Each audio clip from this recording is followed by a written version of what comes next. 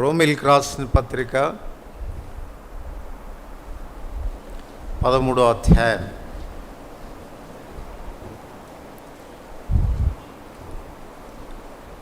రోమిల్కి రాసిన పత్రిక 13వ అధ్యాయం 11వ వచనం అందరం కలిసి చదువుకుంటాం. రోమిల్కి రాసిన పత్రిక 13వ అధ్యాయం 11వ వచనం అందరం కలిసి చదువుకుంటాం. మీరు కాలము నెరిగి నిద్ర మేలుకొను వేలైనదని తెలుసుకొని అలాగు చేడి మన విశ్వాసమైనప్పటికంటే ఇప్పుడు రక్షణ మనకు మరీ సమీపంగా ఉన్నది. ప్రార్థన చేసుకుంటాం. ప్రేమ కలిగిన తండ్రి, యేసుప్రభువు వారి శ్రేష్టమైన నామమున ప్రభు దినాన మీ పాదముల చెంత మేము ఈ రీతిగా కనపడడానికై మీరు ఇస్తున్న ఆధిక్యతను బట్టి వందములు. చదువుకున్న లేఖన భాగాలు తిరిగి మీ చేతిలో పెట్టుకుంటుండగా మీరు విరిచి ఆశీర్వదించి మాకు వడ్డించండి. ధర్మశాస్త్రంలోని ఆశ్చర్యకరమైన సంగతులు చూసినట్లు మా కన్నులు తెరవండి. నేను కేవలం నిష్ప్రయోజకమైన దాసుడను, బలహీనుడను, హద్దుబాట్లు కలిగిన వాడను. మీరు బలపరిస్తే కానీ ఏదైనా అందచేస్తే కానీ నేనేమి చెప్పజాలని నా నిస్సహాయ స్థితిని తెలియచేసుకుంటూ మీ పైన ఆధారపడుతూ ఉంటుండగా కృప చూపమని, చేరివచ్చిన మా అందరితో మాట్లాడమని, యోగ్యంగా ప్రభు యొక్క రొట్టెలో పాత్రలో చేయవేయడానికై స్వయం విమర్శ మేము చేసుకోవడానికి మీ వాక్యము అద్దం వలె మా ముందుంచమని యేసు ప్రభు నామమున వందనములతో ప్రార్థిస్తున్నాం తండ్రి, ఆమెన్. చదువుకున్న లేఖన భాగంపై దేవుడు తన ఆశీర్వాదం ఉంచి చేరివచ్చిన మనందరితో కూడా మాట్లాడునుగాక. క్రైస్తవ జీవితంలో అతి ప్రాముఖ్యమైనటువంటి విషయం ఏంటంటే కాలం నెరుగుట. ఏ కాలంలో ఉన్నాము, ఏ దినాల్లో ఉన్నాము, ఎట్టి పరిస్థితుల్లో ఉన్నాము అన్నటువంటి అవగాహన ఒక క్రైస్తవుడికి ఉండాల్సిన అవసరం ఉంది. కాలం నెరుగుట ద్వారానే తన వ్యక్తిగతమైన జీవితాన్ని ఎలా మలుచుకోవాలి అన్నటువంటి విషయంలో తాను జాగ్రత్త పడేదానికి, మేలుకొనేదానికి, జాగరూకుడయ్యేదానికి ఆస్కారం అనేది ఉంది. కనుక కాలం నెరగాల్సినటువంటి అవసరత ఎంతో ఉంది. మొట్టమొదటిగా కొరింథీయులకు రాసిన 2వ పత్రిక 6వ అధ్యాయం మొదటి 2 వచనాలు కలిసి చదువుకుంటాం. కొరింథీయులకు రాసిన 2వ పత్రిక 6వ అధ్యాయం మొదటి 2 వచనాలు కలిసి చదువుకుంటాం. అనుకూల సమయం కాగా మేము ఆయన తోడి పనివారమై మీరు పొందిన దేవుని కృపను వ్యర్థం చేసుకొనవద్దని మేమును వేడుకొనుచున్నాం. అనుకూల సమయమందు నీ మొర ఆలకించింది, రక్షణ దినమందు నిన్ను ఆదుకొంటిని అని ఆయన చెబుచున్నాడు కదా. ఇదిగో ఇప్పుడే మిక్కిలి అనుకూలమైన సమయం, ఇదిగో ఇదే రక్షణ దినం. కనుక మొట్టమొదటిగా గుర్తించాల్సిన విషయం ఏంటంటే ఇది రక్షించబడేదానికి అనుకూలమైనటువంటి సమయం, రక్షించబడేదానికి అనుకూలమైనటువంటి కాలం. ఇదిగో ఇదే రక్షణ దినం, ఇదే మిక్కిలి అనుకూలమైన సమయం. కనుక దేవుడు ఒక మనుషుడు ఎంత మాత్రం నశించాలని దేవుడు కోరుకోవటం లేదు. ప్రతి మానవుడు రక్షించబడాలని, దైవోగ్రతను తప్పించుకోవాలనేది దేవుని యొక్క ఆశ. ఈ విషయంలో మనుషుడు ఎంత నిస్సహాయుడో, తను తాను తప్పించుకోజాలడు అనేటువంటి విషయాన్ని ప్రభు ఎరిగినటువంటి వాడు. అందుకే చూడండి 5వ అధ్యాయం 18వ వచనంలో చెప్తాడు. 5వ అధ్యాయం 18వ వచనంలో సమస్తము దేవుని వలన అయినవి. సో మన వల్ల ఏది కాదు. మనం రక్షించబడేదాని కొరకు చేయవలసినటువంటి కార్యం మన వల్ల కాలేదంట. ఏం చేయాలి మనం రక్షించబడేదానికి అనంటే అక్కడే రాశాడు, ఆయన మనలను క్రీస్తు ద్వారా తనతో సమాధానపరుచుకొని ఆ సమాధానపరచు పరిచర్యను మనకు అనుగ్రహించాను. మానవాళి మీద దైవ కోపం రావడానికి కారణమేంటి అనంటే తర్వాత మాటలో చెప్పాడు 19వ వచనం, అదేమనగా దేవుడు వారి అపరాధమును వారి మీద మోపక క్రీస్తునందు లోకమును తనతో సమాధానపరుచుకొనొచ్చు ఆ సమాధానపరచు వాక్యమును మాకు అప్పగించెను. దేవునికి మానవాళి మీద ఆగ్రహం రావడానికి, కోపం రావడానికి కారణం ఏంటి అంటే మానవుని యొక్క పాపమే. ఈ మానవ పాపం నుండి మానవుడు విముక్తి పొందేదానికి మానవుడు చేయదగింది ఏదైనా ఉంది అనంటే ఏమీ చేయలేడు, సమస్తము దేవుని వలన అయినవి. సో మానవునికి పాప ప్రాయశ్చిత్తం చేసేది కూడా దేవుడే చేయాల్సి వచ్చింది. ఎలా చేశాడు అనంటే మన మీద ఉన్న కోపం తగ్గించుకోవడానికి, మనతో సమాధానపడడానికి తన కుమారుడైన యేసుక్రీస్తు ప్రభువారి మీద మన పాపాన్ని ఆయన మోపాడట. మనకు రావాల్సినటువంటి శిక్ష తన కుమారుడైన యేసుక్రీస్తు ప్రభువారికి ఆయన విధించాడు. యెషయా గ్రంథం 12వ అధ్యాయం, యెషయా గ్రంథం 12వ అధ్యాయం మొదటి 2 వచనాలు కలిసి చదువుకుంటాం. యెషయా గ్రంథం 12వ అధ్యాయం మొదటి 2 వచనాలు. ఆ దినమున మీరిలాగందరూ, యెహోవా నీవు నా మీద కోపపడితివి, నీ కోపం చల్లారెను, నిన్ను స్తుతించుచున్నాను, నీవు నన్ను ఆదరించి ఉన్నావు. ఇదిగో నా రక్షణకు కారణభూతుడగు దేవుడు, నేను భయపడక ఆయన నమ్ముకొనుచున్నాను.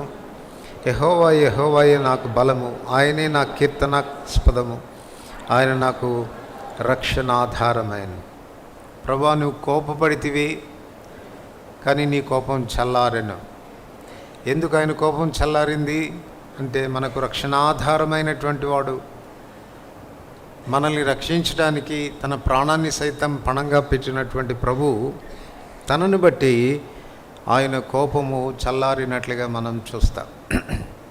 ఒక మనుషుడు పాప విముక్తుడు కావడానికి ఏమీ చేయలేని నిస్సహాయ స్థితిలో ఉండగా తన కుమారుని మరణము ద్వారా, చూడండి మొదటి యోహాను పత్రిక 4వ అధ్యాయం,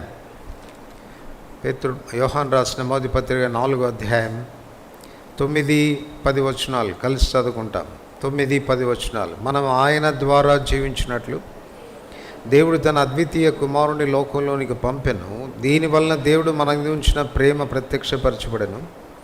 మనం దేవుని ప్రేమించితిమని కాదు, తానే మనల్ని ప్రేమించి మన పాపములకు ప్రాయశ్చిత్తమై ఉండుటకు తన కుమారుని పంపెను. ఇందులో ప్రేమై ఉన్నది.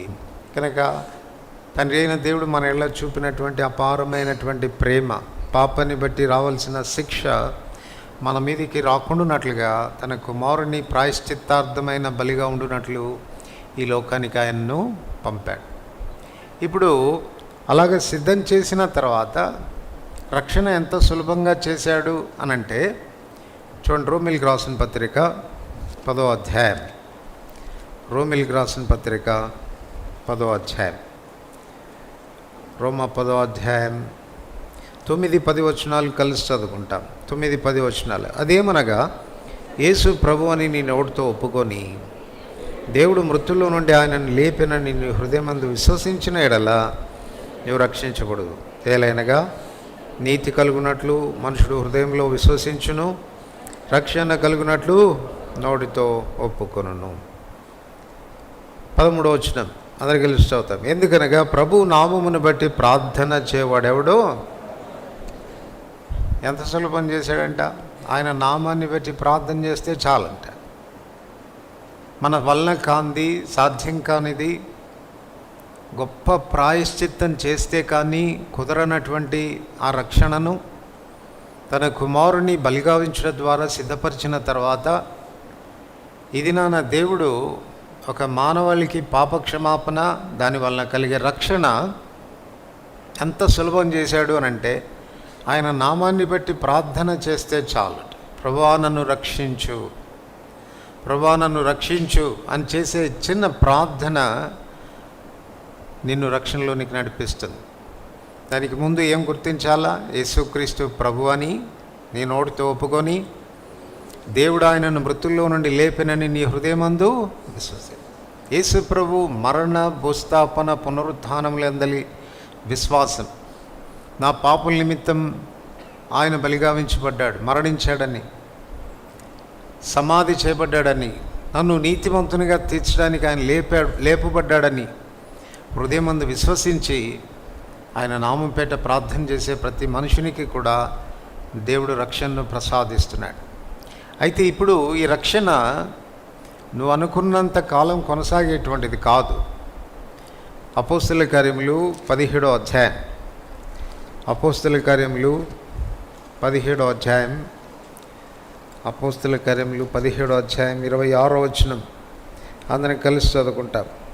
26వ వచనం, మరియు యావత్ భూమి మీద కాపురముండుటకు ఆయన ఒక నుండి ప్రతి జాతి మనుషులను సృష్టించి వారు ఒకవేళ దేవుని తడుములాడి కనుగొందిరేమోని తన్ను వెదుకు నిమిత్తం నిర్ణయ కాలమును వారి నివాసం యొక్క పొలిమేరలను, ఆ మాట గమనించండి, తన్ను వెదికే విషయంలో నిర్ణయ కాలం, అపాయింటెడ్ టైం అనేది ఉంది. ఇప్పుడు అది అపాయింటెడ్ టైం అని చెప్పవచ్చు, నిర్ణయ కాలం. ఇప్పుడు ఈ కాలాన్ని నువ్వు కాలరాచుకుంటే, నిర్లక్ష్యం చేస్తే, కాదనుకుంటే ఆ నిర్ణయ కాలము దాటిపోయేటువంటి ఆస్కారం అనేది ఉంది. ప్రసంగి గ్రంథం 9వ అధ్యాయం, ప్రసంగి గ్రంథం 9వ అధ్యాయం 12వ వచనం, ప్రసంగి గ్రంథం 9వ అధ్యాయం 12వ వచనం అందరు కలిసి చదువుతారు. తమ కాలం ఎప్పుడు వచ్చునో నరులెరగరు, చేపలు బాధకరమైన వలయందు చిక్కుబడినట్లు, పిట్టలు వలలో పట్టబడినట్లు అశుభకాలమున హఠాత్తుగా తమకు చేటు కలుగునప్పుడు వారును చిక్కుపడుదురు. సో ఈ దినాన నువ్వు విడిపించబడేదానికి, రక్షించబడేదానికి దేవుడు నీకు అవకాశం ఇచ్చినప్పటికీ కూడా నువ్వు ఒకవేళ దాన్ని నిర్లక్ష్యం చేస్తూ ఉంటే, వాయిదా వేస్తూ ఉంటే, దాన్ని కొనసాగిస్తూ వస్తే, నిర్ణయ కాలం దాటిపోయింది అని అంటే జరిగే విషయం ఏంటంటే ఉపద్రవం, ఆపద అకస్మాత్తుగా నీ మీదకి వస్తుందంట. ఎట్లా వస్తుంది అనంటే, పిట్టలు ఏమాత్రం కూడా మేము వలలో చిక్కుపడతామని కానీ, చేపలు వలలో చిక్కుపడతామని కానీ ఏమాత్రం ఆలోచించకుండా హాయిగా తిరుగుతున్నటువంటి సమయాన అకస్మాత్తుగా వాటి మీదకి వలపడినట్లుగా ఆ అశుభకాలం నీ జీవితంలో సంభవించే ఆస్కారం ఉంది. రక్షణ కాలాన్ని నువ్వు నిరాకరిస్తే ఆ అశుభకాలాన్ని నీ జీవితంలో ఎదుర్కోవాల్సినటువంటి అవసరం ఉంది. అందుకే దేవుని వాక్యం స్పష్టం చేస్తుంది, ఇదిగో ఇప్పుడే మిక్కిలి అనుకూలమైన సమయం, ఇదే రక్షణ దినం. ఈ రక్షణను దేవుడు ఇంత సులభం చేసి తన కుమారుని సైతం ప్రాయశ్చిత్తార్థమైన బలిగా చేసి ఆ క్రైమంతా ఆయన కట్టి ఆ శ్రమంతా ఆయన పొంది నీవు కేవలం నాకు రక్షణ దయచేయి చాలు అని ప్రార్థన చేస్తే నీకు దొరుకుతుంది అని చెప్పిన తర్వాత కూడా దాన్ని మనం నిర్లక్ష్యం చేయకూడదు. అందుకే హెబ్రీ గ్రంథకర్త రాస్తూ 2:3 అంటాడు, ఇంత గొప్ప రక్షణను మనము నిర్లక్ష్యం చేసిన ఎడలా ఎలాగో తప్పించుకుందాం. ఒక కాలం వస్తుంది, ఆ కాలమున నువ్వు ఆ రక్షణ కొరకై ఈ దిక్కు నుండి ఆ దిక్కుకు, తూర్పు నుండి పడమరకు, ఈ సముద్రం నుండి ఆ సముద్రానికి ప్రయాణం చేస్తావు. ఆ దినాన అది నీకు దొరకదు. అలాంటి దుస్థితితో కూడిన కాలం రాకమునిపే, అశుభకాలం రాకమునిపే ప్రభు నిర్ణయించినటువంటి ఈ కాలంలో, రక్షణ కాలంలో, కృపాకాలంలో ప్రభు చెంతకు రావాల్సిందిగా ప్రభు పేరిట మనవి చేస్తూ ఉంటున్నాం. ఇర్మియా గ్రంథం 8వ అధ్యాయం, ఇర్మియా గ్రంథం 8వ అధ్యాయం, ఇర్మియా గ్రంథం 8వ అధ్యాయం 4 నుండి 7 వచనాలు కలిసి చదువుకుంటాం. 4 నుండి 7 వచనాలు. మరియు యెహోవా ఇలాగ సెలవిచ్చుచున్నాడని వారితో చెప్పుము, మనుషులు పడి తిరిగి లేవకుందురా, తొలగిపోయిన తర్వాత మనుషులు తిరిగి రారా? యెరూషలేము ప్రజలు ఎలా విశ్వాసఘాతకులై నిత్యం ద్రోహం చేయుచున్నారు. వారు మోసమును ఆశ్రయం చేసుకొని తిరిగి రామని ఎలా చెప్పుచున్నారు? నేను చెవియొగ్గి వారి మాటలు విని ఉన్నాను. పనికి మాలిన వారైన మాటలు వారు ఆడుకొనుచున్నారు. నేను ఏమి చేస్తుందని చెప్పి తన చెడుతనమును గూర్చి పశ్చాత్తాపడవాడు ఒకడును లేకపోయినా, యుద్ధమునకు జొరబడు గుర్రం వలె ప్రతివాడు తనకిష్టమైన మార్గమున తిరుగుచున్నాడు. ఆకాశమునకెగురు సంకుబడి కొంగ అయినను తన కాలం నెరుగును. తెల్లగువయ్యు మంగలి కత్తి పెట్టయు ఓది కొరుకును తాము రావాల్సిన కాలం నెరుగును. అయితే నా ప్రజలు యెహోవా న్యాయ విధిని ఎరగరు. ప్రభు ఎంత బాధతో చెప్తున్నటువంటి మాట ఇది. ఒక మనుషుడు పడిన తర్వాత తిరిగి లేవకుండా ఉంటాడా? వెళ్ళిపోయిన తర్వాత మరలా తిరిగి రాకుండా ఉంటాడా? నా ప్రజలు ఎందుకు తిరుగుబాటు చేస్తూ ఉన్నారు? వాళ్ళు ఎందుకు తిరిగి రామని చెప్తా ఉన్నారు? కనీసం ఆ పక్షులకున్న జ్ఞానం కూడా లేకపోయిందే. తెల్లగువయు ఓది కొరుకును మంగళ కత్తి పెట్టయు తాము రావలసిన కాలం వాటికి తెలియనంట. అవి మరలా రిటర్న్ అవుతాయి. ఆయా కారణాలు పెట్టి అవి వెళ్ళిపోయినా మేము తిరిగి వెళ్ళవలసిన కాలం వచ్చింది, రిటర్న్ కావాల్సిన కాలం వచ్చిందని తెలుసుకుంటున్నాయి.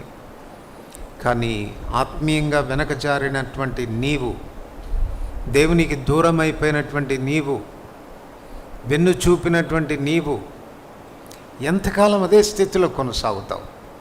ఇక్కడ రాస్తూ అంటున్నాడు, నేనేమి చేసినని చెప్పి తన చెడుతనమును గూర్చి పశ్చాత్తాపడు వాడు ఒకడును లేదు. ఆ డిజైనింగ్ పోగొట్టుకుంటున్నాం. నేనేం చేశాను, నేనేం తప్పు చేశాను, ఎందుకు దేవునికి దూరం అయిపోయాను? గుర్తించాల్సిన ప్రాముఖ్యమైన విషయం ఏంటంటే, ఏనాడు దేవుడు మనకు దూరం కాడు, మనం ఆయనకు దూరం అవుతాం. ఆయనకు మనం దూరం అవడానికి ఆయన ఏనాడు ఏం నేరం చేసేటువంటి దేవుడు కాదు. ఒక దినాన ప్రభు చెంతకు వచ్చి, ప్రభా నువ్వు ఇలా చేసావు, నా విషయంలో నువ్వు ఈ పొరపాటు చేసావు, అందుకే నేను నీకు దూరం అయిపోయాను అని చెప్పేదానికి మనకి ఏ హేతువు కూడా దొరకదు, ఏ కారణం కూడా మనం చెప్పలేదు. ఎందుకంటే సర్వశక్తుడు కీడు చేయుట అసంభవం అని ఏనాడు కూడా ఆ రీతిగా చేయాలి. ఏదైనా ఉంది అంటే, ప్రభుకు దూరం అయిపోయామంటే, వెనుక జారేమోనంటే నిశ్చయంగా అది మనలో ఉన్న పొరపాటే, మనలో ఉన్న బలహీనతే. ఎక్కడో మనం దేవునికి విరోధంగా జీవించిన కారణం చేతనే. ఇప్పుడు ప్రభు అంటున్నాడు, నీ కొరకు నేను ఎదురు చూస్తూ ఉన్నాను. ఈరోజు వస్తావేమో, రేపు వస్తావేమో, ఎంతో కాలంగా నీ కొరకు ఎదురు చూస్తూ ఉన్నాను. ఆ ఆకాశ పక్షులకున్న జ్ఞానం కూడా మీకు లేకపోతే ఎట్లా? ఒకసారి పడిన తర్వాత తిరిగి లేవరా? వెళ్ళిపోయిన తర్వాత తిరిగి రారా? ఎందుకు హృదయాన్ని కఠినపరుచుకుంటావు? ఎందుకు ఆలోచించావు? ఎందుకు నీ తప్పిదాన్ని ఎందుకు నువ్వు గుర్తించావు? రా నా చెంతకు. ఇర్మియా గ్రంథం 31వ అధ్యాయం. ఇర్మియా గ్రంథం 31వ అధ్యాయం. ఎఫ్రాయిమును గూర్చి ప్రభు ఈ మాటలు చెప్తూ ఈ మాటలు అంటాడు. చూడండి, 20వ వచనం అందరికి కలిసి చదువుతాం. ఎఫ్రాయిము నాకు ఇష్టమైన కుమారుడా, నాకు ముద్దు బిడ్డ. నేను అతనికి విరోధంగా మాట్లాడినప్పుడల్లా అతని జ్ఞాపకం నన్ను విడవుకున్నది. అతని గూర్చి నా కడుపులో చాలా వేదనగా ఉన్నది. తప్పక నేను అతని కరుణించును. ఇదే యెహోవా వాక్కు. 21వ వచనం అందరికి కలిసి చదువుతాం. ఇశ్రాయేలు కుమారి, సరిహద్దు రాళ్లను పాతించుము, దోచూపు స్తంభములను నిలబెట్టుము. నీ వెళ్ళిన రాజమార్గం తట్టు నీ మనసుని నిలుపుకొనుము, తిరుగుము, ఈ నీ పట్టణములకు తిరిగిరమ్ము. నీవు ఎన్నాళ్ళు ఇటు అటు తిరుగులాడదు, విశ్వాసఘాతకురాల. యెహోవా నీ దేశంలో నూతనమైన కార్యం జరిగించున్నాడు, స్త్రీ పురుషుని ఆవరించును. సో ఇక్కడ ప్రభు ఎఫ్రాయిమును అనగా ఇశ్రాయేలు ప్రజలను తాను తిరిగి రావాలని బ్రతిమలాడుకుంటూ చెప్తున్నటువంటి మాటలుగా కనపడుతుంది. ఎఫ్రాయిము దేవుని సన్నిధిని దూరం అయిపోయిన తర్వాత ఎఫ్రాయిము యొక్క జీవితం యొక్క పతనం అనేది ఇక్కడ మనకు కనపడుతుంది. మొదటి పతనం ఏంటి అంటే, ఎఫ్రాయిము నీ సరిహద్దు రాళ్లను పాతించుము, నీ సరిహద్దు రాళ్లను పాతించుము. చూడండి, ఏదైనా ఒక స్థలం మనం కొన్నప్పుడు ఆ స్థలానికి ఏముంటాయి? సరిహద్దు రాళ్ళు ఉంటాయి. ఆ సరిహద్దు రాళ్ళు గట్టిగా ఉండేటట్టు చూసుకుంటామా? 1, 2 పోయినా పర్వాలేదా? ఒక్క రాయి పోతేనే మనం ఎంత జాగ్రత్త పడతాం. మళ్ళీ పోయి అక్కడ రాయి తవ్వి పాతి పెట్టి వస్తాం. ఎందుకు అనంటే, నిర్లక్ష్యంగా ఉన్నామంటే అవతల వాడు కొంచెం లోపలికి వచ్చే ఆస్కారం ఉంది, ఎంక్రోచ్ అయ్యేటువంటి ఆస్కారం ఉంది. అందువల్ల సరిహద్దు రాళ్ళు ఎప్పుడు కూడా ఇంటాక్ట్గా ఉంచుకునేటట్టుగా చూస్తాం. ఆత్మీయమైనటువంటి జీవితంలో మనకున్నటువంటి సరిహద్దు రాళ్ళు ఏవి అనంటే, అపోస్తలుల బోధ, సహవాసము, రొట్టె విరుచుట, ప్రార్థన చేయుట. ఈ 4 ఇంటాక్ట్గా ఉంటేనే మనం కూడా క్షేమంగా ఉంటాం. అపవాది మనలోనికి జ్వరపడకుండా ఉండేదానికి, ఎంక్రోచ్ అయ్యేదానికి, మన జీవితాల్ని ఆక్రమించేదానికి ఆస్కారం లేకుండా ఉంటుంది. ఇది నాన్న దేవుని పిల్లలమే కానీ ఈ 4 మనం సరిగా ఉన్నామా చెప్పండి? అపోస్తలుల బోధ, సహవాసము, రొట్టె విరుచుట, ప్రార్థన చేయుట. ఆదివారం వదిలిపెడితే ఇంకా దొరికితే ఒట్టు కదా. ప్రార్థనకు కనపడరు, సహవాసంలో ఉండరు. అట్లాంటప్పుడు మీరు ఆత్మీయ క్షేమస్థితిలో ఎలా ఉండగలుగుతారు? ఆత్మీయ క్షేమస్థితిలో ఎలా ఉండగలుగుతారు? ఆలోచించుకోవాల్సినటువంటి విషయం. ఇదేదో మనం చెప్పుకోవడానికి, కాలక్షేపం కొరకైనటువంటి మాటలు కాదు సుమా. మన వ్యక్తిగతమైన జీవితాన్ని జాగ్రత్త పరుచుకోవడానికి, ప్రభు రాకడ కొరకై మన జీవితాలను సిద్ధపరచుకోవడానికి, కాలమెరిగి ప్రభు యొక్క రాకడ బహు సమీపంగా ఉంది అన్న స్థితిని గుర్తించిన వారమై జాగ్రత్త పడడానికి మనం వినేటువంటి మాటలు ఇవి. మనకు తెలుసు ప్రపంచంలో జరుగుతున్న యుద్ధాలు ఈ దినాన్ని మనం చూస్తాం. ఏ దినమైనా 3వ ప్రపంచ యుద్ధం రావచ్చు అన్నటువంటి మాటలు మనం వింటూ ఉన్నాం. దీని అంతటికీ సంకేతం ఏంటి అనంటే, ప్రభు రాకడే. ప్రభు రాకడ బహు సమీపంగా ఉంది అన్నటువంటి విషయాన్ని ఇవన్నీ కూడా మనకు జ్ఞాపకం చేస్తున్నాయి. మరి అలాంటప్పుడు కాలం నెరుగుతున్నావా? అదే అజాగ్రత్త, అదే నిర్లక్ష్యం, అదే అలాంటి వైఖరే. ఆలస్యంగా దేవుని ఇంటికి రావటం, ఏ కూడికలకు రాకుండా పోవడం, ఏదో ఆదివారం వచ్చామన్న మొక్కుబడికి రావటం, ప్రజెంట్ వేసుకొని వెళ్ళిపోవటం, పర్వాలేదు నేను బాగానే ఉన్నాను అన్నటువంటి అజాగరూకతలో ఉండడం, ఇది ఆత్మీయమైనటువంటి నిద్రావస్థను గురించి మాట్లాడుతుంది. అపోస్తలుల బోధ మన జీవితాల్లో కట్టుబాటులోనికి మనకు తీసుకొస్తుంది. సామెతలు 29:18 చెప్తాడు, దేవోక్తి లేని ఎడల జనులు కట్టులేక తిరుగుదురు. సో దేవుని వాక్యం మన ఆత్మీయ జీవితాలని క్రమపరిచేదిగా ఉంటుంది.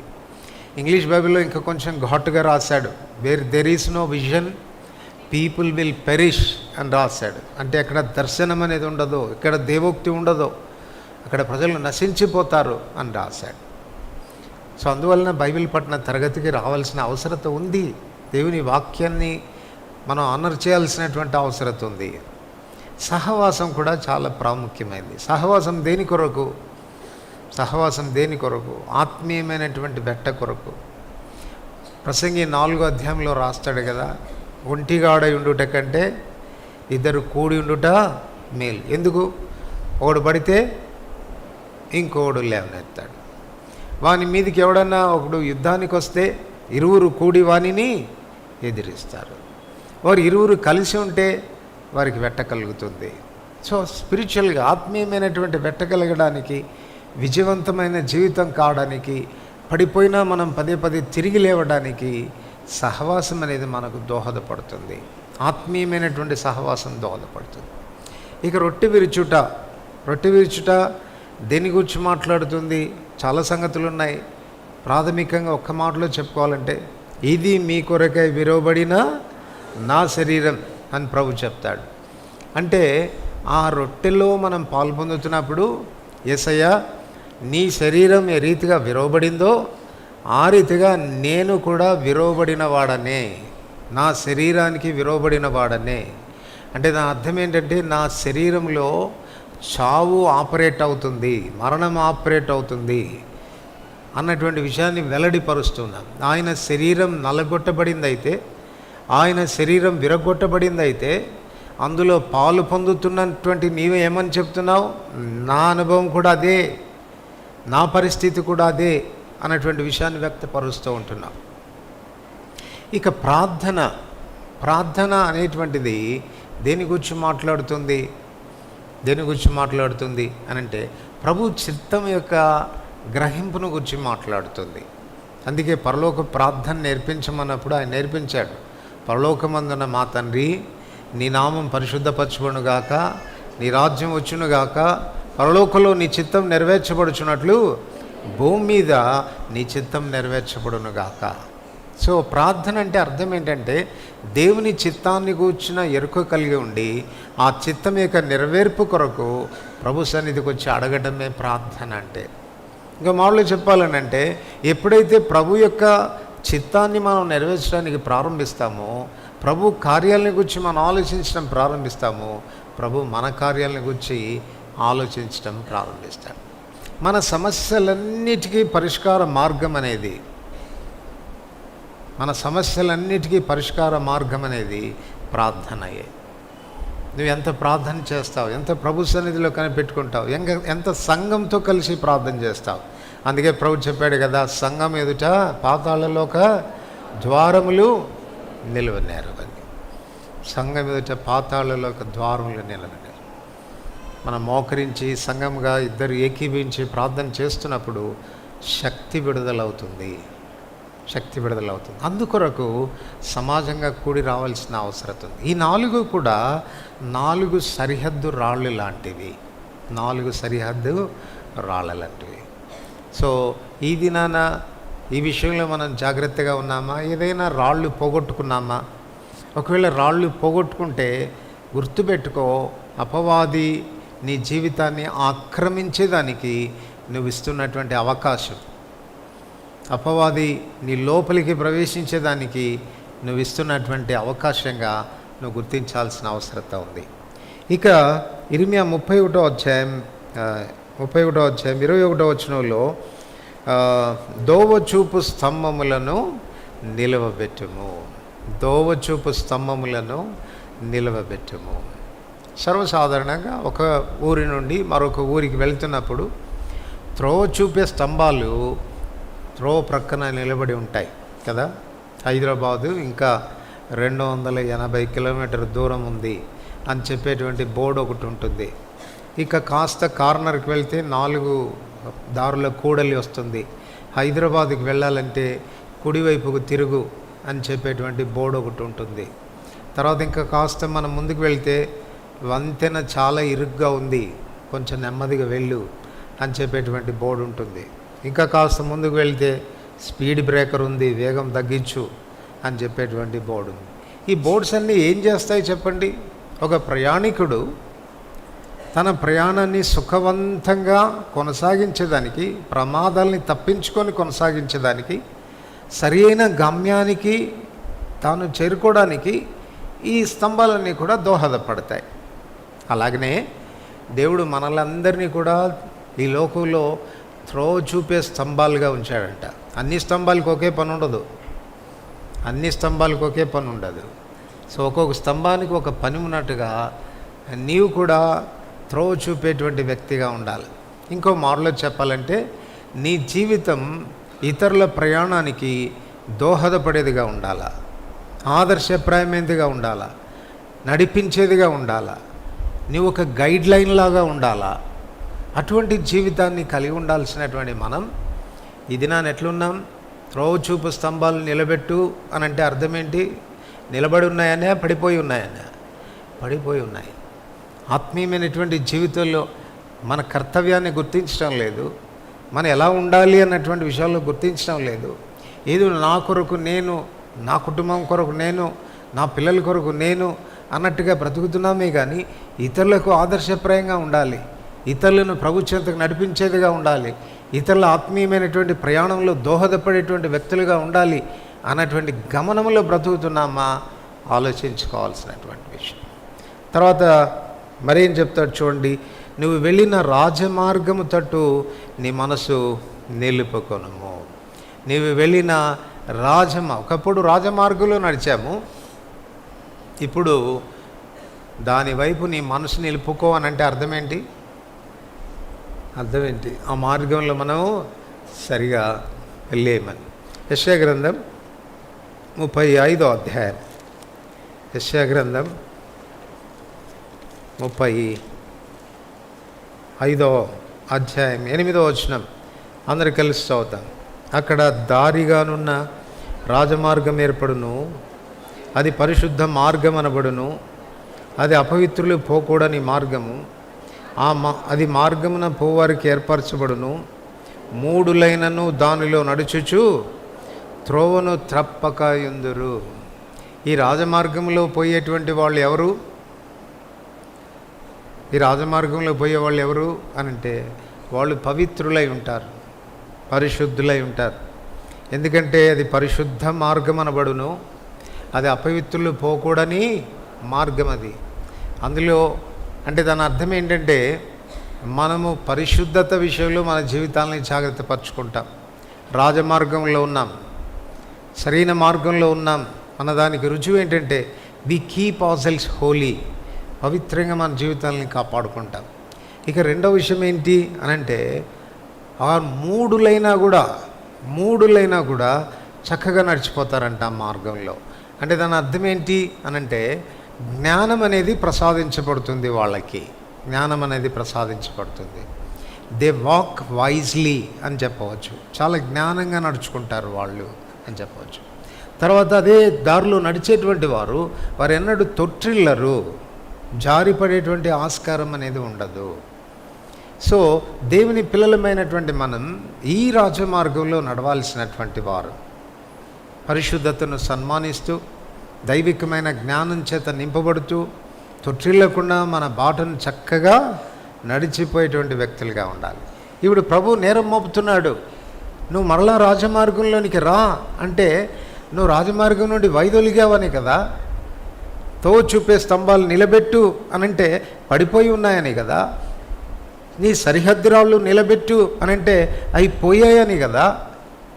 సో ఈ నేరాలు ప్రభు మోపుతా ఉన్నాడు. ఇప్పుడు ప్రభు ఏమంటాడంటే తిరిగిరా, ఈ నీ పట్టణాలకు నువ్వు మరలా తిరిగిరా. అది ప్రభు ఇచ్చేటువంటి ఆహ్వానం. కాలం నెరుగు, సంకుబడి కొంగకు తెలుస్తూ ఉంది, ఆకాశం ఎగిరే పక్షులకు తెలుస్తూ ఉంది వాటి కాలం. నువ్వు తిరిగి రావాల్సిన అవసరం ఉంది. ఎంతకాలం ఆత్మీయమైనటువంటి వెనకబడిన స్థితిలోనే ఉండిపోతావు, బ్యాక్ స్లైడ్గానే ఉండిపోతావు, ఆత్మీయంగా పతన స్థితిలోనే ఉండిపోతావు. తిరిగి నీ జీవితాన్ని రెస్టోర్ చేసుకోవాలని ప్రభు కోరుతుంటుండగా ప్రభు పిలుపుకు స్పందించి ఆయన చెంతకు రావాల్సినటువంటి వాడుగా ఉన్నాం. ఎఫెసీయులకు రాసిన పత్రిక 5వ అధ్యాయం. ఎఫెసీయులకు రాసిన పత్రిక 5వ అధ్యాయం 15వ వచనం నుండి 17 వచనాలు, 15 to 17. దినములు చెడ్డవి గనక మీరు సమయమును పోనీయక సద్వినియోగం చేసుకొనొచ్చు, అజ్ఞానుల వలె కాక జ్ఞానుల వలె నడుచుకున్నట్లు జాగ్రత్తగా చూచుకొనుడి. ఇందు నిమిత్తం మీరు అవివేకులు కాక ప్రభు యొక్క చిత్తం ఏమిటో గ్రహించి తెలుసుకొనుడి. దినములు చెడ్డవిగా ఉన్నాయి, కాలం నెరుగు, ఏ దినాల్లో ఉన్నావో తెలుసుకో, బీ కేర్ఫుల్, జాగ్రత్తగా ఉండు. దినములు చెడ్డవి. మరి అలాంటి పరిస్థితుల్లో ఏం చేయాలి నువ్వు? రెడీమింగ్ ద టైం, నీ సమయాన్ని సద్వినియోగం చేసుకోవాలి. సమయం అనేది చాలా చాలా విలువైనటువంటిది, చాలా చాలా విలువైనటువంటిది. వెళ్ళిపోయిన సమయాన్ని మరలా మనం తిరిగి తీసుకొని రాలేం. అది పోయింది అంటే పోయినట్టే లెక్క. కొన్ని వస్తువులు మనం పోగొట్టుకుంటే మరలా రెస్టోర్ చేసుకోగలుగుతాం, సమకూర్చుకోగలుగుతాం. కానీ టైం అలాంటిది కాదు, సమయం అనేది అలాంటిది కాదు కదా. దాన్ని మనం ఒకవేళ పోగొట్టుకున్నట్లయితే మనం చాలా నష్టపోయేటువంటి ఆస్కారం ఉంటుంది. Time is so precious. ఈ మనకున్న ఈ లిమిటెడ్ సమయాన్ని మనం చాలా జాగ్రత్తగా వినియోగించాలి. ఏ దృక్పథంతో వినియోగించాలంటే you have to convert the time into treasure. సమయాన్ని నువ్వు ఐశ్వర్యంగా కన్వర్ట్ చేయాలి, ఐశ్వర్యంగా కన్వర్ట్ చేయాలి. ఎట్లా కన్వర్ట్ చేస్తాం మనం అనంటే సమయం పోనీయక సద్వినియోగం చేసుకొనొచ్చు, అజ్ఞానుల వలె కాక జ్ఞానుల వల్ల నడుచుకోవాలి. మనం జ్ఞానుల వల్ల నడుచుకుంటున్నాం అన్నదానికి రుజువు ఏంటి అని అంటే దేవుని చిత్తం మీద పరీక్షించి తెలుసుకోవాలి. దాన్ని మనం చేయటానికి ప్రయత్నం చేయాలి. మీకు ఒక విషయం తెలుసా అండి, దేవుని చిత్తము మనం ఎంత జరిగిస్తామో అంత బహుమానం అనేది మనకు ఉంటుంది. అందుకే నేను చెప్తున్నాను, ఇట్స్ ఎ ట్రెజర్. దేవుని చిత్తాన్ని జరిగించేదానికి దేవుడు మనకిచ్చేటువంటి అవకాశాలని మనం పోగొట్టుకోకూడదు. ఆ సమయాన్ని మనం వృధా చేసుకోకూడదు. సో అందుచేత మనకున్న కాలం కొంచెం చూడండి. ఒకసారి మనం ఆలోచన చేస్తే మనం రక్షించబడక మునుపు ఉన్న సంవత్సరాలు అన్నీ వేస్టెడ్ ఇయర్స్, అంతే కదా. మనం రక్షించబడక మునుపు ఉన్న సంవత్సరాలు అంటే నేను ఒక 15 సంవత్సరాల తర్వాతనో 20 సంవత్సరాల తర్వాతనో రక్షించబడ్డానంటే ఆ 20 ఇయర్స్ నీ జీవితంలో వేస్ట్ అయిపోయినాయి. ఆ తర్వాత ఇప్పుడు మిగిలిన సంవత్సరాలు ఉన్నాయి. ఈ మిగిలిన సంవత్సరాల్లో కూడా నువ్వు ఎంత రెడీమ్ చేసుకుంటావు, ఎంత విమోచించుకుంటావు. మనకు ఫోన్లో వస్తూ ఉంటాయి కదా, పాయింట్స్ వస్తూ ఉంటాయి. You can redeem your points అని. ఎంత తెలివి మనకు. షాపుకు పోగానే నా పాయింట్లు ఎన్ని ఉన్నాయి చూడండి, రెడీమ్ చేసేయండి అని అంటాం. ఒకవేళ రెడీమ్ చేసుకోకపోతే ఏమవుతుంది చెప్పండి? వేస్ట్ అయిపోతాయి, ల్యాప్స్ అయిపోతాయి. ఒక టైం నిర్దిష్టమైన సమయం ఇస్తాడు, ఈలోగా రెడీమ్ చేసుకో అని చెప్తాడు. అది కానీ మనం ఆ సమయాన్ని దాటిపోయామా దానికి అర్హులమై ఉండి కూడా దాన్ని మనం పోగొట్టుకుంటాం. ఈ సమయం కూడా అంతే. దేవుని చిత్తాన్ని జరిగించే దాని కొరకు దేవుడు నీకు ఇస్తున్నటువంటి సమయాన్ని, మిగిలిన సమయం ఎంత ఉందో మనకు తెలియదు కదా. ఈరోజు ఉన్నాం, రేపు ఉంటామా? ఇప్పటికే చాలా సంవత్సరాలు వేస్ట్ చేసుకున్నాం ప్రభుని ఎరగక. ప్రభుని ఎరిగిన తర్వాత ఎంతకాలం బతుకుతావో తెలీదు.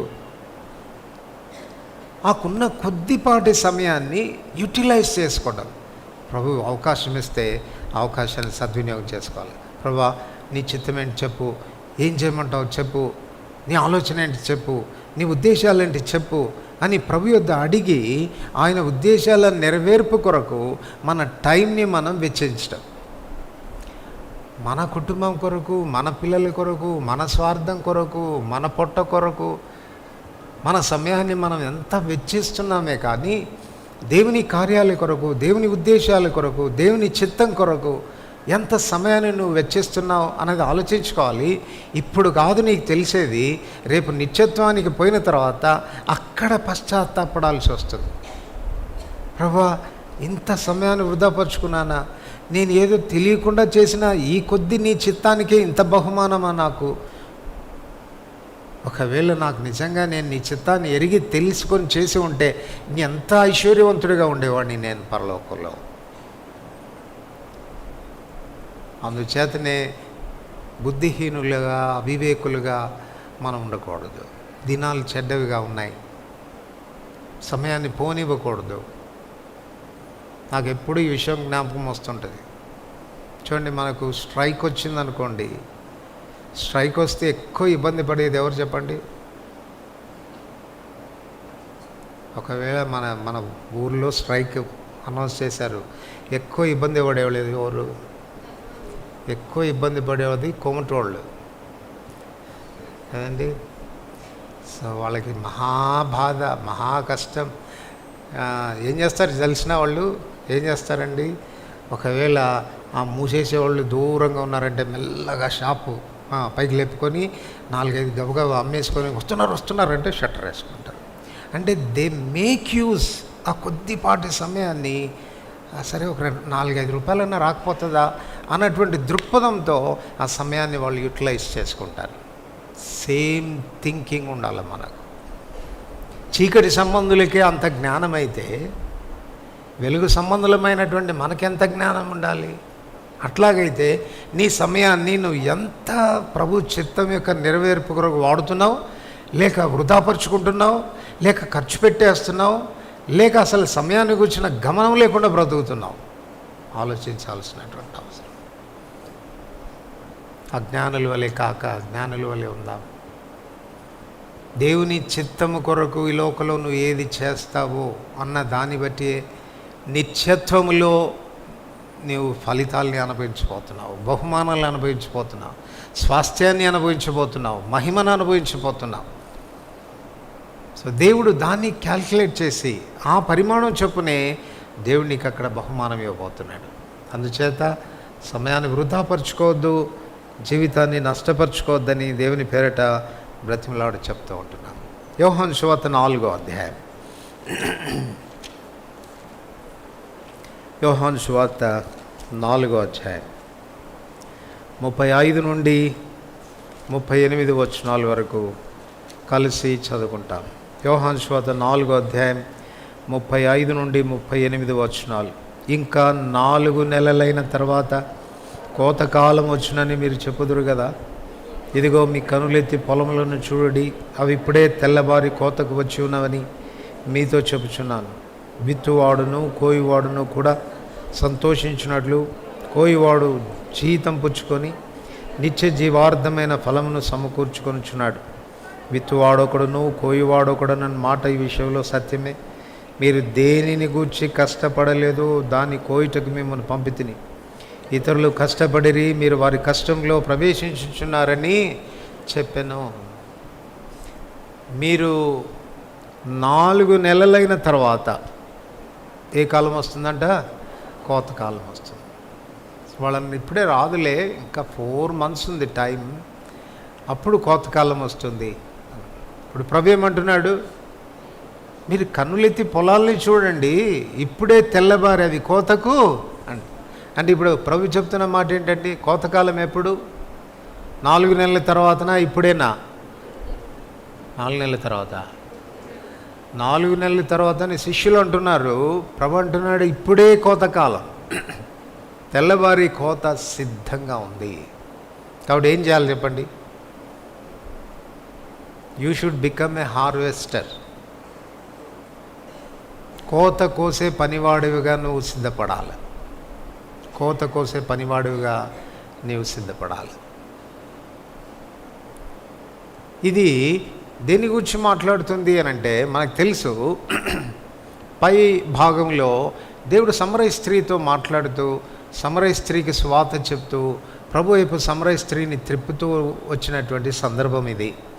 ఆ సందర్భంలో శిష్యులైనటువంటి వాళ్ళు వేరే గ్రామానికి వెళ్ళి వారు భోంచేసి యేసుప్రభు వారికి కూడా ఒక మూట కట్టుకొచ్చారు. ప్రభా నీకు కూడా భోజనం తెచ్చాము, నువ్వు కూడా తిను అని. అప్పుడు ప్రభు ఏమన్నాడు? నా తండ్రి చిత్తం నెరవేర్చుటయు ఆయన పని తుదముట్టించుటయు నాకు ఆహారమై ఉన్నది అని చెప్పాడు. ఆ సందర్భంలో ఇప్పుడు ప్రభు అంటాడు, ఈ లింక్ ఒకసారి మీరు ఆలోచించండి. మీరు నా ఆకలి తీర్చాలి అని మీరు ఆశపడుతూ నాకేదో కొంచెం ఆహారం తీసుకొచ్చారు, కానీ యాక్చువల్గా నేను తినాలి అని ఆశపడుతున్న ఆహారం ఎక్కడుంది? ఇంకా పొలంలో ఉంది. కనులెత్తి పొలాన్ని చూడండి. నాకు ఎప్పుడు తృప్తి? నా హృదయానికి మీరు తృప్తి కలిగించేది ఎప్పుడు? నాకు మీరు అన్నం పెట్టినట్టుగా నేను భావించేది ఎప్పుడు అనంటే, మీరు వెళ్ళి ఆ పొలానికి వెళ్ళి తెల్లబారిన పంటను కోసి దాన్ని దుళ్ళగొట్టి వాటిని తీసుకుని వచ్చి వాటిని సరిచేసి ఆ తర్వాత వండిన తర్వాత అప్పుడు నాకు తృప్తి. ఇది ఆత్మల సంపాదన గురించి మాట్లాడుతుంది. చూడు నేను ఎలా చేస్తున్నానో చూడు నా తండ్రి చిత్తాన్ని. ఆయన చిత్తం చేయడమే నాకు సంతోషం, అదే నాకు కడుపు నిండినట్టుగా ఉంటుంది. విశ్వాసులమైన మనం మన జీవితాల్లో ఈ రీతిగా ఉండాల్సిన అవసరం ఉంది. కోత కాలం సిద్ధంగా ఉంది. ఎటు చూసినా తెల్లబారి కోత పంట సిద్ధంగా ఉంది. ఇక్కడ క్రిందికి వస్తే ప్రభు ఏమంటాడంటే, మీరు దేని విషయంలో కష్టపడలేదో దానిలోనికి నేను మిమ్మల్ని పంపిస్తున్నాను. దానికంటే అంటే ఈ తెల్లబారి పంట కోతకొచ్చే విషయంలో కష్టపడిన వాళ్ళు చాలామంది ఉన్నారు. భూమిని దున్నిన వాళ్ళు ఉన్నారు, ఆ రాళ్ళు ఎత్తేసిన వాళ్ళు ఉన్నారు, దానిలో విత్తనాలు వేసిన వాళ్ళు ఉన్నారు, దానికి నీరు కట్టిన వాళ్ళు ఉన్నారు, దాన్ని కాపు కాస్తూ వచ్చిన వాళ్ళు ఉన్నారు, దాని చుట్టూ కలుపు మొక్కలు పెరుగుతూ ఉంటే వాటిని పెరికి వేసి సాగు చేసిన వాళ్ళు ఉన్నారు. వాళ్ళందరూ ప్రయాసపడితే ఇప్పుడు అది పంట సిద్ధంగా ఉంది. తెల్లబారి పంట సిద్ధంగా. నువ్వు చేయాల్సిన పని ఏంటి? మీరు చెప్పండి. నేను ముందు చెప్పిన ఇవన్నీ కష్టమా లేకపోతే కోసుకోవడం కష్టమా? ఇదంతా కూడా నెలలు శ్రమపడాలా, నెలలు శ్రమపడాలా, దున్నే విషయంలో కష్టపడాలా, విత్తనాలు వేయాలా, దాన్ని కాపు కాయాలా, కలుపు తీయాలా, మాసాలు కష్టపడాలా. కోసేది ఎన్ని రోజులు? కోసేది ఒక పూటలో అయిపోతుంది కదా, కత్తి పెట్టేస్తే కోసేది ఒక పూట. అయితే ఆశ్చర్యకరమైన విషయం ఏంటంటే వాళ్లకు జీతమేనంట, మనకు జీతమేనంట. మీరు దేని విషయంలో కష్టపడలేదు, దానిలోనికి నేను మిమ్మల్ని పంపుతున్నాను. మీరు ఆ పని కూడా చేయలేరా, కోత కూడా కొయ్యలేరా? వాళ్ళు ఎంత కష్టపడ్డారో ఒకసారి ఆలోచించు. ఇది నా పంట సిద్ధంగా ఉండడానికి వారు పెట్టినటువంటి క్రయం ఎంతో ఆలోచించు. కనుక కళ్ళు తెరువు, ఏ కాలమో చూడు, ఏ పరిస్థితిలో ఉన్నామో చూడు, సమయాన్ని గుర్తించు, ఆత్మల సంపాదకుడుగా ఉండు. ప్రకటన గ్రంథం 19వ అధ్యాయం. ప్రకటన గ్రంథం 19వ అధ్యాయం 7వ వచనం అందరికి కలిసి చదువుతాం. ప్రకటన గ్రంథం 19వ అధ్యాయం 6-7 వచనాలు కలిసినాయి, చదువుతాం. అప్పుడు గొప్ప జనసమూహ శబ్దమును, విస్తారమైన జలముల శబ్దము, బలమైన ఉరుముల శబ్దమును పోలిన ఒక స్వరం, సర్వాధికారి ప్రభువునకు మన దేవుడు ఏలుచున్నాడు, ఆయన స్తుతించుడు. గొర్రె పిల్ల వివాహోత్సవ సమయము వచ్చినది, దానికి ఆయన భార్య తను తాను సిద్ధపరచుకుని ఉన్నది గనక మనం సంతోషపడి ఉత్సహించి ఆయనను మహిమపరచదమని చెప్పగా వింటి. ఇప్పుడు ఏ సమయం అంట? గొర్రె పిల్ల వివాహోత్సవ సమయం వచ్చింది. మీరు ఒకటే గుర్తుపెట్టుకోవాలి, ఈ యుద్ధాలు కానీ శ్రమలు కానీ క్రైస్తవ ప్రపంచం మీదకి రాబోతున్నటువంటి 7 ఏళ్ల శ్రమల కాలం కానీ ఇదంతా ఎప్పుడు జరుగుతుంది అని అంటే సంఘం ఎత్తబడిన తర్వాత జరుగుతుంది. సంఘం ఎత్తబడిన తర్వాత జరుగుతుంది. ఏ సంఘం ఎత్తబడుతుంది అంటే వధువు సంఘం ఎత్తబడుతుంది. ఎవరైతే సిద్ధపడి ఉంటారో, తమను తాము సిద్ధపరచుకుని ఉంటారో వాళ్ళు మాత్రమే ఎత్తపడతారు. అందుచేతనే ఇప్పుడు ఆ సమయం దగ్గరకు వస్తుంది అని చెప్తున్నాడు ప్రభు. లోకం మీదికి అపవాది తన అధీనంలోనికి లోకాన్ని తీసుకొని, క్రీస్తు విరోధి పరిపాలన అనేది లోకంలోనికి రాకపూర్వమే ఆ దిశ గుండా ఈ దినం ప్రపంచం నడుస్తూ ఉంది. అది ఎప్పుడైనా జరగవచ్చు అకస్మాత్తుగా. దానికి ముందే సంఘం అనేది ఎత్తబడుతుంది. దీన్ని బట్టి మనం ఏం అర్థం చేసుకుంటాం? మనం ఎత్తబడేటువంటి సమయం కూడా చాలా దగ్గరగా ఉంది. గొర్రెపిల్ల యొక్క వివాహోత్సవ సమయం చాలా దగ్గరకు వచ్చింది. ఇప్పుడు నువ్వు ఎక్కడ ఉండాలి అంటే ఆ వధువు సంఘంలో ఉండాలి. ఎవరు ఆ వధువు అంటే తమను తాము సిద్ధపరుచుకునేటువంటి వాళ్ళు, తమను తాము సిద్ధపరచుకునేవాళ్ళు. మన దగ్గర పెళ్ళిళ్ళు జరిగితే పెళ్లి కూతురు చుట్టూ 10 మంది చేరుతారు. జుట్టు లాగే వాళ్ళే 4 ఉంటారు. ఇక దాన్ని ముడేసేసరికి 2 గంటలు టైం పడుతుంది. అందుకే వాళ్ళు లేటుగా వస్తుంటారు పాపం. వాళ్ళని సిద్ధం చేసి ఆ రంగులు పూసి ఈ రంగులు పూసి అటులాగి ఇటులాగి వాళ్ళని సిద్ధం చేసేదానికి పెళ్లి కూతురు ఒకతే కానీ 30 మంది ఉంటారు ఆ గదిలో వాళ్ళని సిద్ధం చేసేవాళ్ళు. ఈ పెళ్లి విందుకు భార్యను సిద్ధపరిచేదానికి ఒక్కళ్ళు కూడా ఉండరు సుమా.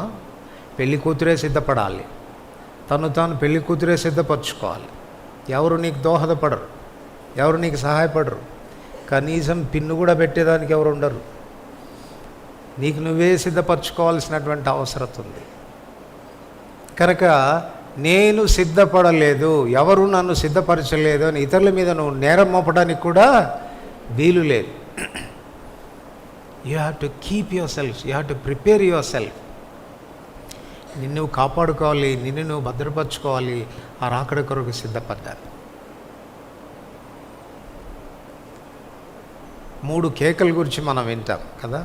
మొదటి కేక, అరణ్యములో కేక వేయు ఒక నిశ్శబ్దం. దేని కొరకు ఇది? పరలోకరాజ్యం సమీపించి ఉన్నది, మారు మనసు పొందుడి అని చెప్పేదాని కొరకు ప్రభువు వేసిన కేక. రెండవ కేక ఏది అంటే ప్రకటన గ్రంథం 2-3 అధ్యాయాల్లో ఆత్మ సంగములతో చెప్పుచున్న మాట చెవిగలవాడు వినుగాక. భూరధ్వని వంటి శబ్దంతో సంఘాలకు దేవుడు చెబుతూ వచ్చినటువంటి కేక అది. ఇలా ఉండండి, ఇలా ఉండండి, ఇలా ఉండండి. ప్రతి సంఘానికి దేవుడు ఇస్తూ వచ్చినటువంటి సందేశం. తర్వాత ఫైనల్ కేక ఒకటి ఉంది. ఇదిగో పెళ్లి కుమారుడు, ఆయనను ఎదుర్కొన రండి. సో రక్షణ కొరకైన కేకకు ప్రతిస్పందించినటువంటి నీవు, ఇదిగో పెళ్లి కుమారుడు, ఆయనను ఎదుర్కొన రండి అని చెప్పబడేటువంటి ఆ శబ్దానికి, ఆ పిలుపుకు సరైనటువంటి విధానంలో నువ్వు స్పందించాలంటే ఈ దినాన సంఘం విషయంలో దేవుడు పెడుతున్న కేక సరిగా వినాలి. ఎందుకు ఇలాంటి కూడికలు? ఎందుకు మనం ఈ రీతిగా కూడి రావటం? పదే పదే దేవుని మాటలు ఎందుకు వినడం? ఆ దినాన పొరపాటున వినలేకుండా పోతావేమో, ఆ శబ్దం నీకు వినపడదేమో. ఇదిగో పెళ్లి కుమారుడు, ఆయనను ఎదుర్కొన్న రండి అని చెప్పేటువంటి ఆ కేక నీకు వినపడదేమో. కారణం ఏంటంటే సిద్ధంగా లేవేమో. ఆ కేకను వినేదానికి, నీ జీవితాన్ని సిద్ధపరిచేదాని కొరకు ఈ దినాన ప్రభు కేక పెడతా ఉన్నాడు. ఇలా ఉండు, ఇలా ఉండు, కాలం నెరుగు, నిద్ర మేలుకునే వేళని తెలుసుకో. అదే విధానంలో నీ జీవితాన్ని, నిర్లక్ష్యమైన వైఖరిలో నీ జీవితాన్ని కొనసాగించవద్దు. గుర్తుపెట్టుకోండి, ఒకవేళ ఆ కేకగాన వినపడకపోతే నీకు నీ స్థితి ఎంత భయంకరంగా ఉంటుందో తెలుసా? ఆ 7 ఏళ్ల శ్రమల కాలంలో వెళ్తాం. 7 ఏళ్ల శ్రమల కాలంలో కూడా ఆ శ్రమలు తట్టుకొని నిలబడి మరలా ఒకవేళ నువ్వు బయటపడే ఆస్కారం ఉండవచ్చు. కానీ ఆ శ్రమలంతా సులభమైనవి కావు. ఆ దినాలు మిడతలు వస్తాయంట, మిడతలకు తేలుకొండిలాగా ఉంటుందంట. అది కానీ కుట్టిందంటే 6 మాసాలు, మామూలుగా కాదు. నొప్పి ఎన్ని మాసాలు ఉంటుంది? 6 మాసాలు. ఇంకెట్లుంటుంది చెప్పండి? తేలి కుట్టినోడికి ఒక దినం తట్టుకోవడమే కష్టం కదా, ఒక పూట తట్టుకోవడమే కష్టం కదా. అలాంటి భయంకరమైనటువంటి శ్రమలు రాకపూర్వమే సంఘం ఎత్తబడేదాని కొరకు దేవుడు తన సంఘాన్ని సిద్ధపరుస్తూ ఉంటుండగా, గొర్రెపిల్ల భార్యగా నిన్ను నువ్వు సిద్ధపరచుకోవాలి. Prepare your self. నీకు తెలుసు ఏ అజాగరూకతలో ఉన్నావో, ఏ నిర్లక్ష్యమైన వైఖరితో ఉన్నావో, ఇంకా నువ్వు సిద్ధపడాల్సిన విషయాలు ఏంటో ప్రభు నీతో మాట్లాడుతూ ఉంటుండగా, సంగతులు సరిచేస్తూ ఉంటుండగా ఆయన వైపు తిరగాల్సిన అవసరం ఉంది. ప్రభు కనికరించు, నన్ను సిద్ధపరచు. మనకు దోహదపడేదానికి పరిశుద్ధాత్మ దేవుడు మనలో ఉన్నాడు, మనకు సహాయపడతాడు. ఆయన తప్ప మరెవరు మనకు సహాయపడలేరు. కనుక ఆయనను ఆశ్రయించి ఆయన ద్వారా మన జీవితాల్ని ఆ కేక కొరకు మనం సిద్ధపరచుకోవాల్సినటువంటి అవసరత ఎంతో ఉంది. కనుక ఈ విషయంలో మనం జాగ్రత్త పడదాం. ప్రభు రాకపూర్వమే. చదవండి మళ్ళీ ఒకసారి రోమిల్కి రాసిన పత్రిక 13వ అధ్యాయం 11వ వచనం. మన మూల వాక్యం చదువుకుంటాం. రోమ 13వ అధ్యాయం 11వ వచనం. మీరు కాలం నెరిగి నిద్ర మేలుకొని వేళైనదని తెలుసుకొని అలాగు చేయడి. మనం విశ్వాసులమైనప్పటికంటే ఇప్పుడు రక్షణ మనకు మరీ ఉన్నది. మరీ సమీపంగా ఉన్నది అన్నటువంటి మాట డిస్టెన్స్ను గురించి మాట్లాడుతుంది కదా.